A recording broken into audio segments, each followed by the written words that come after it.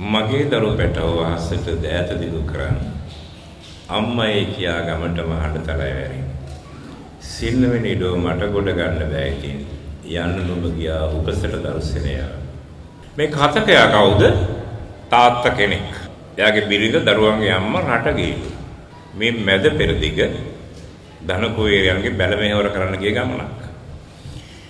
ඒ මනුස්සයා කැමැත්තෙන් ගියා නෙමේ කරන්නම දෙයක් නැති නිසා වෙන විකල්පයක් නැතිම හින්දා මේ තිරට එන්න ඇත්තේ.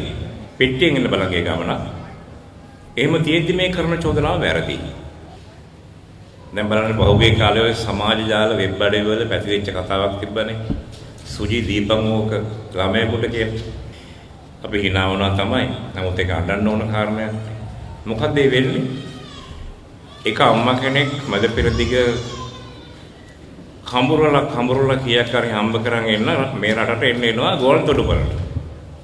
ඇවිල්ලා ඒ දුරකථන ඇමතුමක් ගන්නවා තමගේ සැමියාට එන බව කියන්නේ.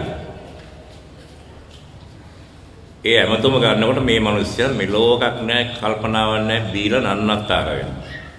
යා පිස්සු කතා කරා. ඒක තමයි කියන්නේ දීපල් සුජි ඕක ළමයෙකුට කියලා. සුජි කියන්නේ මහත්තයාගේ නම. ඒ සල්ලි වලට යන කල පේනවා. ඔබ දන්නවා අද අපේ රටේ අපේ ජාතික ආදායයේ පළමැන්න මොකද්ද? 2014 අවුරුද්දේ බිලියන 600ක් එක අපේ විගමනික ශ්‍රමිකයන් අපට විදේශ විනිමය. එතන වැඩි හරියක් තියෙන මැදපෙරේ ලොකුණු කාන්තාශ්‍රමය. ජාතික ආදායයේ දෙවන්න මොකද්ද? ඇඟලුම් කර්මාන්තය. එතන වැඩි හරියක් තියෙන කාන්තාශ්‍රමය. තුන්වැනි වැවිලි කර්මාන්තය. එතනත් කාන්තාශ්‍රම දායකත්වය ඉහළයි. අපි ලැජ්ජ වෙන්න ඕන අපි ගෑනුගේ ජීවිතයකට බලනකොට.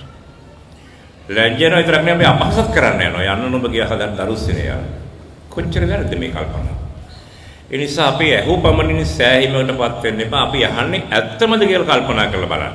මේක පොඩ්ඩක් විග්‍රහ කරලා බලන්න. මේ මොකද්ද මේ කියන්නේ? කොච්චර මේක සත්‍යයට එකඟද කියලා කල්පනා කරලා බලන්න. දෙවෙනි කාරණේ එකයි. අපූර්ව වෙන වගේම අර්ථවත් යුතුයි. අර්ථවත් වෙන සත්‍ය නැතම තාක්ෂි.